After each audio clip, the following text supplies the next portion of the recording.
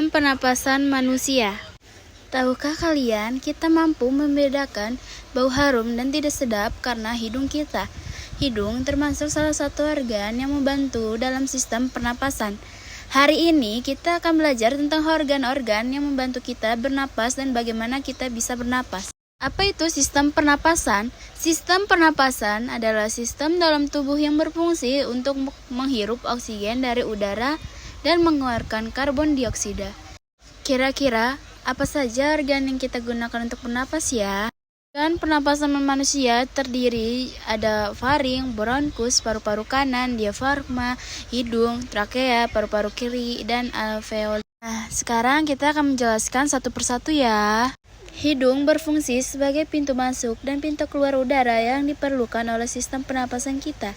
Saat kita menarik napas, udara yang kita hirup mengandung banyak partikel kecil seperti debu dan kotoran. Nah, di dalam hidung kita ada rambut-rambut halus yang berfungsi menyaring kotoran agar tidak masuk ke dalam tubuh. Selanjutnya ada faring. Faring merupakan bagian dari tenggorokan yang terletak di belakang hidung dan mulut, yang berfungsi sebagai jalur penghubung untuk udara dari hidung menuju paru-paru dan makanan dari mulut menuju lambung. Faring juga memiliki amandel yang berfungsi sebagai sistem kekebalan tubuh untuk melawan kuman yang masuk bersama udara dan makanan. Selanjutnya ada trakea. Trakea atau disebut juga batang tenggorokan adalah saluran pernapasan yang berfungsi sebagai jalur keluar dan masuknya udara yang kita hirup melalui hidung atau mulut menuju paru-paru. Trakea seperti tabung yang memiliki cincin tulang rawan yang fleksibel sehingga bisa bergerak saat kita bernapas, berbicara, atau menelan. Habis itu ada bronkus. Bronkus adalah cabang trakea yang mengarah ke paru-paru kanan dan kiri, berfungsi mengalirkan udara dari tenggorokan ke paru-paru. Di dalam bronkus ada rambut-rambut kecil dan lendir yang menangkap debu, kotoran, dan benda asing dan akan didorong kembali ke atas untuk dikeluarkan dengan cara batuk. Ada paru-paru. Paru-paru adalah organ utama dalam sistem pernapasan manusia yang berfungsi untuk mengubah oksigen yang kita hirup menjadi karbon dioksida. Sistem manusia memiliki dua paru-paru, yaitu paru-paru kanan dan paru-paru kiri. Paru-paru ini terdiri dari 3 bagian-bagian kecil yang disebut alveoli. Di dalam alveolus terjadi proses pertukaran antara oksigen dan karbon dioksida. Ada alveoli. Alveoli adalah kantung-kantung udara kecil di dalam paru-paru yang berfungsi sebagai tempat pertukaran antara oksigen dan karbon dioksida. Alveoli memiliki bentuk seperti kumpulan anggur dan permukaannya yang luas membuat alveoli baik dalam mengalirkan oksigen ke seluruh tubuh. Selanjutnya ada diafragma. Diafragma adalah otot yang terletak di bawah paru-paru.